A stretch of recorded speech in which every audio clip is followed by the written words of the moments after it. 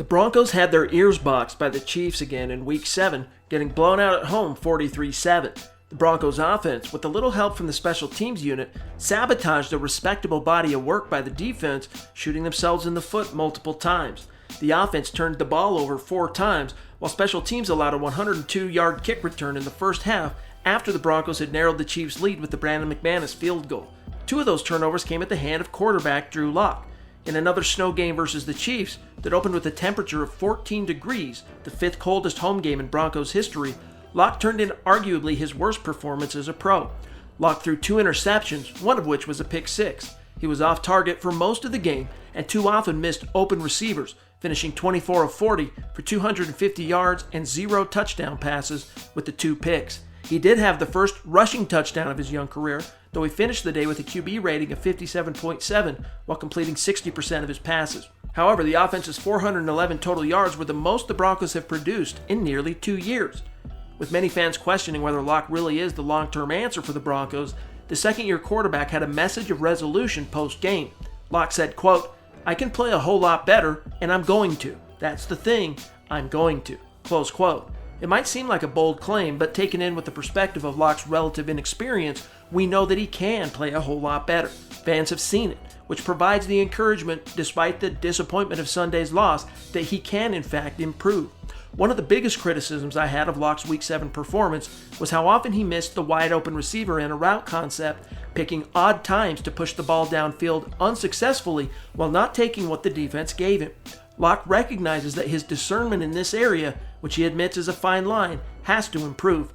Lost in the abject disappointment of a 10th straight loss to the Chiefs is the perspective that this was only Lock's 9th career start. In a perfect world, of course, fans should expect their quarterback to play better than Lock did against the Chiefs, but it's important to keep in mind that it's still very early in his developmental learning curve. The 2 areas that Lock needs to improve heading into his 10th career start are his footwork and reading the field. Too often, if the first read in the progression isn't there, Lock spooks, and a negative play ensues, whether that be a forced throw or him breaking the pocket early and opening himself up to unnecessary hits. But with time on task, again, this was only his 9th NFL start and 8th full game, there's reason to believe he can get there. Lock and offensive coordinator Pat Shurmur are still getting to know each other and figuring out how to gel on the fly, coming out of a truncated offseason with no OTAs, no preseason, and a severely limited training camp. Fans might wish for a miracle, but there is no unicorn quarterback coming to the rescue. There is no Patrick Mahomes-type QB waiting in the wings who can go straight from college to NFL MVP. A guy like that only comes around once in a lifetime. Truth is, the Broncos have to weather the traditional trial and error learning curve that comes with investing in a young quarterback.